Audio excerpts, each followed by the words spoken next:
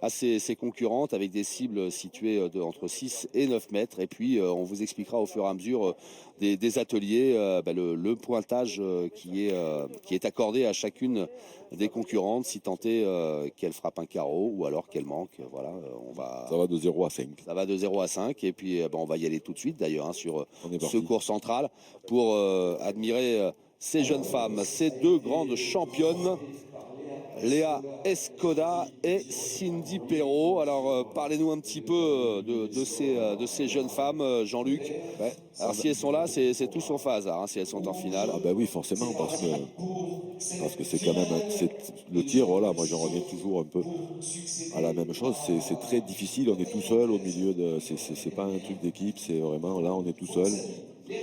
Et c'est pas facile du tout comme exercice. Il faut de l'adresse, mais il faut aussi beaucoup de nerfs. Et donc là, on voit la petite Léa Escoda. Pour son premier tir. Alors, à 6 mètres, le premier atelier, voilà, c'est une boule au milieu du cercle. Voilà, il faut la frapper. Alors, si c'est carreau, c'est 5 points. Là, la boule a été frappée, sortie du cercle, mais la boule de Léa est également sortie. Donc, ça ne fait ça fait 3 points. 3 points, oui. Cindy Perrault, la gauchère. 1 point. 1 point. Donc Léa Escoda, elle est licenciée dans le Gard à Salène et elle a 17 ans. Donc là, on s'aperçoit un peu qu'il y a un peu comme chez les hommes, il y a une prise de pouvoir de la jeunesse féminine. Parce que Cindy, elle en a 22. Voilà, Cindy, elle est licenciée à Cournon, elle est originaire de Saint-Étienne. C'est ni plus ni moins que la grande révélation 2015 de la pétanque féminine. Cindy, elle a fait une saison époustouflante. Elle est d'une adresse diabolique. Ben voilà. Et là, elle part sur cette compétition, elle part favorite. D'accord. Après, partir favori, c'est bien, mais Il faut arriver. il va falloir, oui, les boules, il va falloir les attraper quand même. Alors, on a reculé d'un nouveau mètre. On était parti à 6, puis 7, et nous voilà maintenant à 8 mètres. Et le sans faute pour l'instant de Léa Escoda. Donc l'atelier, voilà, c'est 8 mètres, mais comme la boule est au milieu du cercle, en fait, les boules, elles se trouvent à 6,50, 7,50, 8,50 et 9,50. Voilà, pour préciser. Merci bien pour cette précision d'importance. 3. C'est marrant si Cindy Perrault, l'espèce de nonchalance qu'elle dégage quand elle arrive, et quand ça part, boum. Oui. Alors, Cindy Perrault qui ne se fait pas trop distancer, mais c'est bien toujours Léa Escoda qui continue son petit bonhomme de chemin dans ce premier atelier, puisqu'elle aura touché à chaque fois, totalisant désormais 12 points.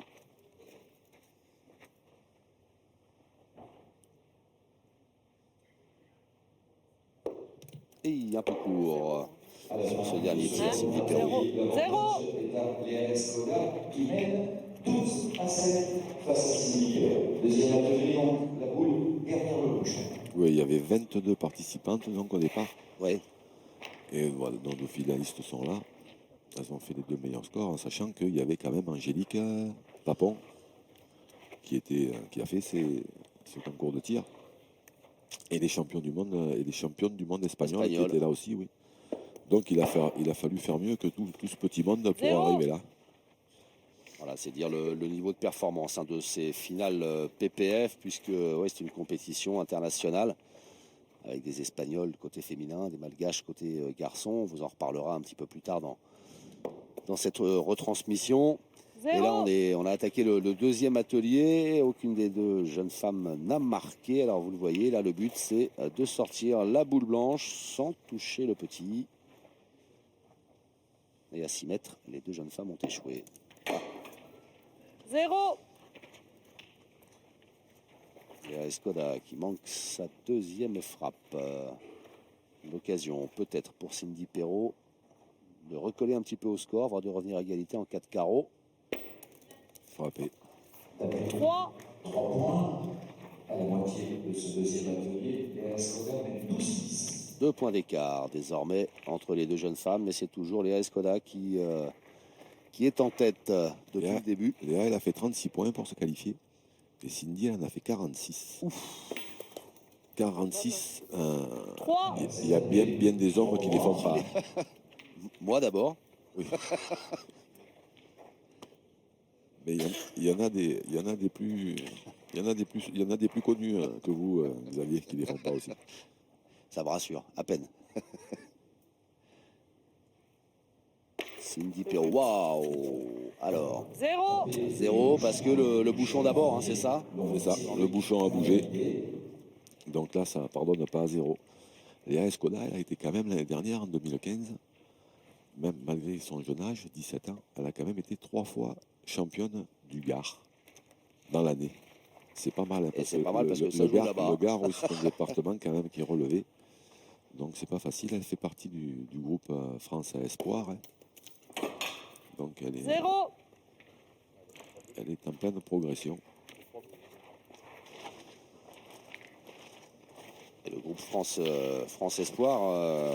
Après, Cindy, c'est le niveau, un poil au niveau du palmarès, forcément un poil au-dessus, hein, parce que je vous disais, c'est la révélation. Hein. Moi, je l'avais vu jouer il y a 2 ans, l'European Tank de Nice. Je ne la connaissais pas du tout, j'avais été impressionné. C'est là que j'ai appris d'ailleurs son nom et son prénom. Et je me suis aperçu que c'était la fille, en fait, je l'ai vue quasiment naître, parce que c'est la fille d'un bon copain à moi, qui était lui-même un excellent joueur de boules de la région de Saint-Étienne, hein, Franck Perrault. Elle est ni plus ni moins que championne de France en titre cette année, avec Angélique Papon et sa petite copine Alison Rodriguez. Voilà. Elle est championne d'Europe en titre aussi. Et elle a gagné cette année, elle a gagné juste l'European Tank de Nice, la doublette à Millau, Espalion, Bourg-Saint-Andéol, Gap, Mende et Cournon en 2015. C'est tout. Voilà. Et que vous alliez nous emmener avec son palmarès jusqu'à la fin Non, je pense du que concours. Je pense que les autres concours, elle a pas dû les faire, certainement. Voilà, c'est vous dire encore une fois le très très haut niveau hein, de ces jeunes femmes et puis des garçons aussi qu'on verra un petit peu plus tard dans boule la blanche, compétition. touche en premier. L'occasion, ouais, vous parliez de cette équipe de France Espoir, là, ben, c'est l'occasion peut-être de rappeler que la pétanque souhaite s'engager souhaite devenir discipline olympique et œuvre en ce moment auprès des instances internationales pour valider donc une participation prochaine. Alors ce sera pas Rio. Je pense qu'on n'en a jamais été aussi près. Ouais. Parce que tout le monde est en train de se mobiliser. D'ailleurs, c'était au départ une des les organisateurs, on y reviendra un petit peu après, du PPF, là, parce qu'on expliquera un petit peu comment ça s'est passé, comment c'est arrivé. Mais eux, dans leur idée, c'est de... Moi, j'ai discuté un tout petit peu hier avec eux, et modestement, c'est d'apporter leur petite contribution à ce qu'un jour, effectivement, la pétanque arrive aux Jeux Olympiques. Donc la Fédé œuvre, tout le monde en ce moment tire dans le même sens pour qu'on finisse par y arriver. Il n'y a pas de raison parce que eh bien, c'est un sport pratiqué par énormément de gens. En témoigne, ne serait-ce que sur ce PPF Tour, hein, les 20 000 joueurs et 5 000 joueuses. Et puis le nombre de licenciés aussi à la Fédération française des sports de boules hein, qui est en constante augmentation. C'est une vraie discipline en pleine dynamique. Oui, mais il n'y a plus qu'à prier pour qu'on voit un jour la France aux Jeux Olympiques. En plus, je pense qu'on aurait quand même pas mal de chances de médailles. Il y aurait des atouts, ouais. Alors, c'est touché, ça va faire un point, ça me fait. Ouais, elle n'est pas sortie du cercle. Hein.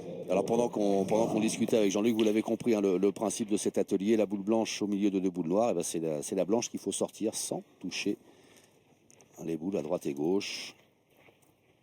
3.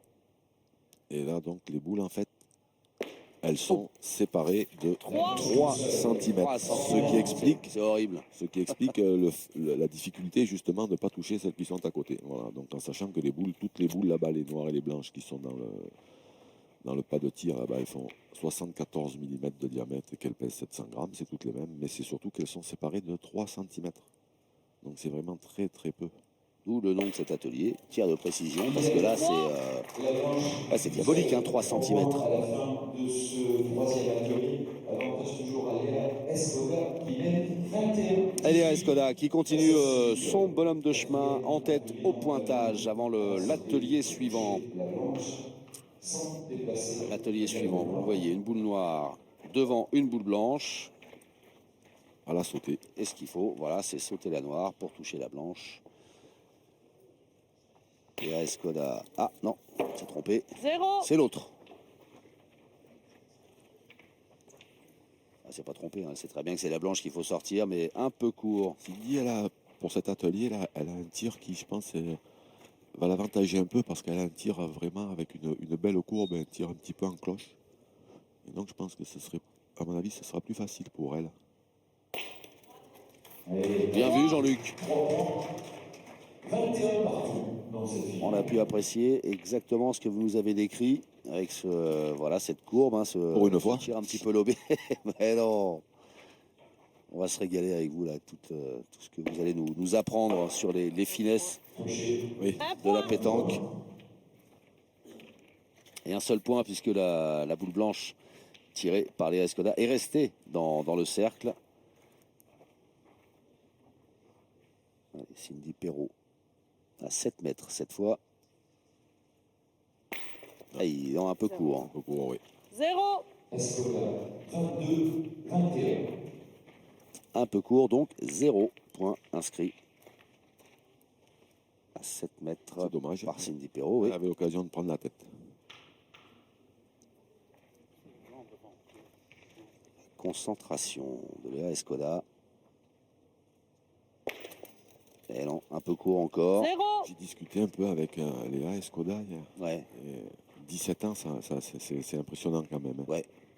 Parce qu'elle a déjà, bon, on a vu un peu tout à l'heure, son palmarès là, elle était en plus 2 fois championne de Ligue en jeune, elle a fait 2 quarts de finale de championnat de France en jeune aussi, à 17 ans. Ouais. C'est du talent et un état d'esprit aussi, parce qu'il faut être fort dans la tête. Hein. Ça là, elle avait une belle courbe. 3. Et ben voilà, Cindy a pris la tête. Ouais. 24, 22. Et la belle attitude de Cindy Perrault. Non, non, non. Un peu court 0. encore. Léa Escoda. Ouais, on sent que cet exercice-là, il lui plaît pas trop. Hein. Ah ben Sauter comme ça. c'est surtout que là on se rapproche petit à petit de la fin. Elle a Oui. fait un peu la course en tête et après je vous dis c'est difficile. Hein. Cet exercice de tir de précision est très très difficile. Ça encore elle est bien sortie. Oh là là. Elle reste sa boule, c'est un carreau, carton plein, 5 points pour Cindy Perrault. Là ça fait mal à. Oh la vache. Là je pense que ça fait mal à la tête de Léa là. Ouais. Juste avant d'arriver au bouchon. Oh. Enfin, elle a engrangé, hein, Cindy. Hein. Ah, c'est magnifique. Elle a engrangé les points à cet atelier de ce tir à la sauter là. Ah, celui-là, il est vraiment superbe. Hein. Et donc, nouvel atelier, 7 points d'avance avant les bouchons. le dernier. Et là, regardez, hein, ce bouchon. Bouchon qui fait 3 cm. Hein. C'est petit, un bouchon. Hein. Ah oui. Court. Et donc, il faut le sortir, le 0. toucher du moins. Et là, c'est un peu court, ce premier lancer de Léa Escoda. Et du coup, 0 point. Toujours plus 7 en faveur de Cindy Perrault qui va tirer pour peut-être augmenter son avance.